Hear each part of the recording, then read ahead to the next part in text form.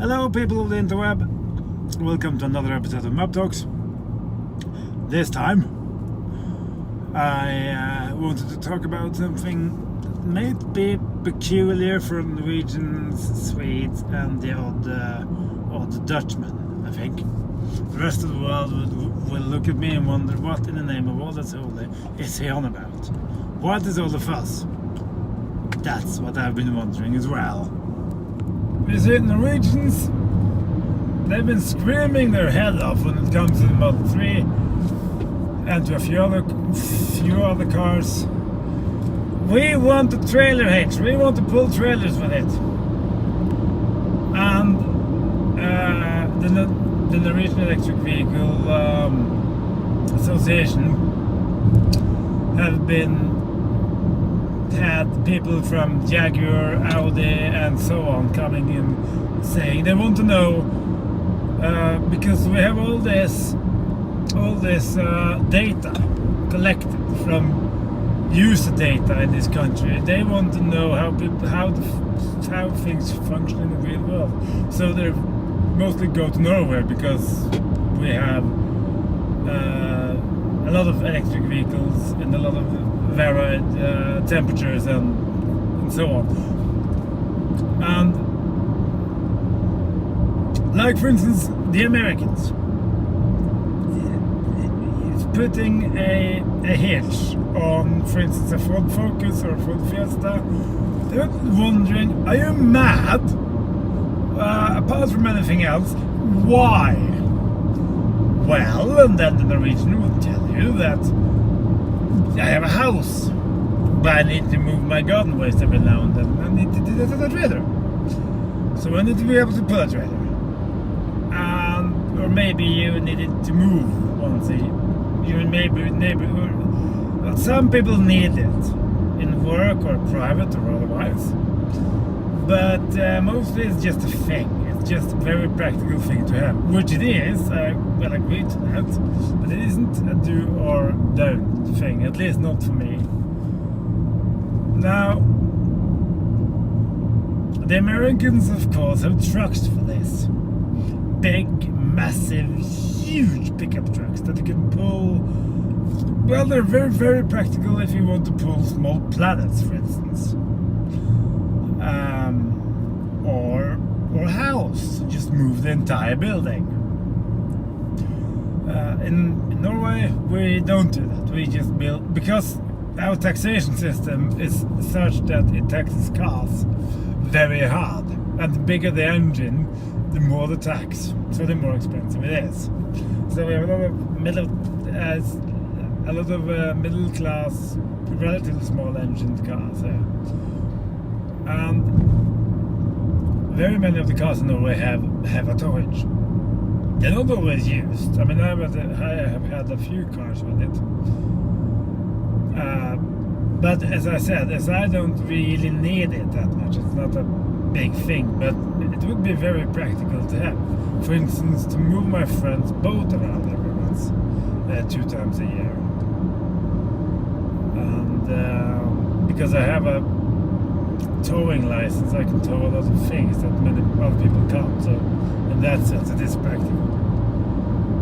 Yeah. But for instance, explaining to Jaguar engineers that Norwegians want tow hitches on their cars. Why? Well, that's just how we are. The same with the Swedes and also the Netherlands. So they went back to their engineers and told them, and they also made what do you call it? A survey which said that 80 or 90% of all the 20,000 people in Norway that had signed up on a waiting list for the I-Pace wanted a tow hitch. Yes, please. So they had to go back to the engineers and tell them, the Norwegians want a tow hitch, can we build that?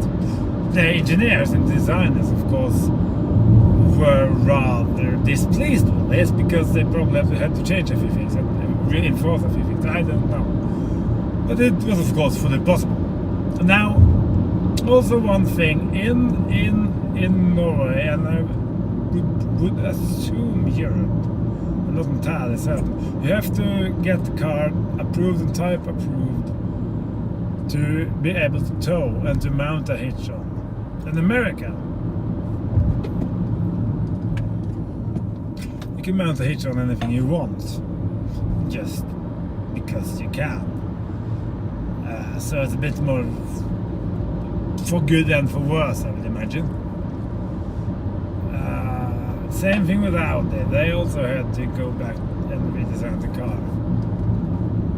Of course, most large SUVs, it's not really a big issue because you can tow the Model X, for instance. But there's no, apart from the X, and I think the Nissan NV200, I'm not entirely certain. Those are the only electric cars that you can tow with, legally anyway.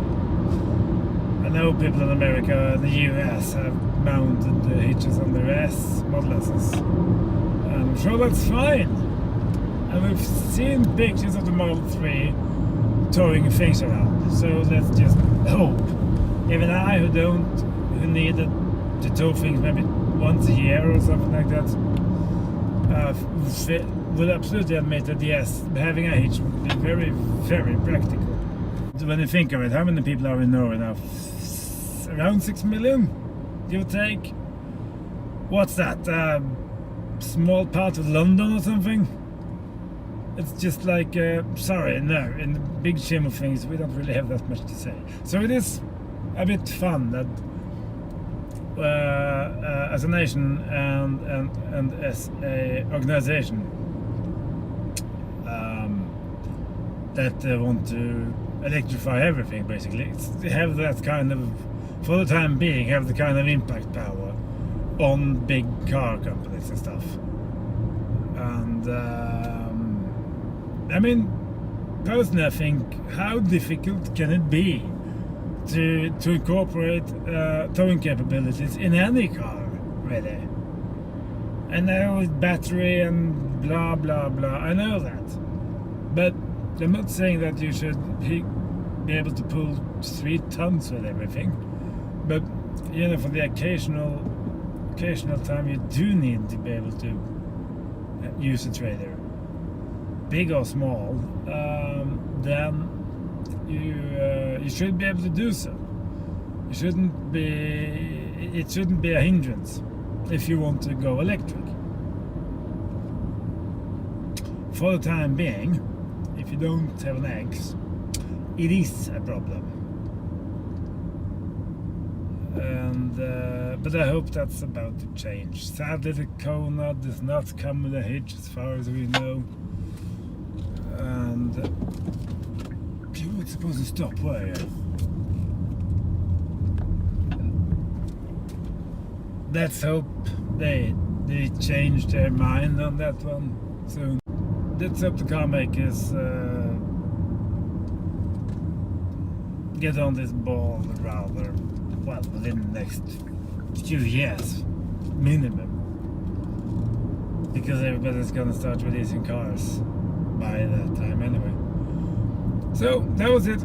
Just some quick thoughts on some strange Scandinavian ways of life.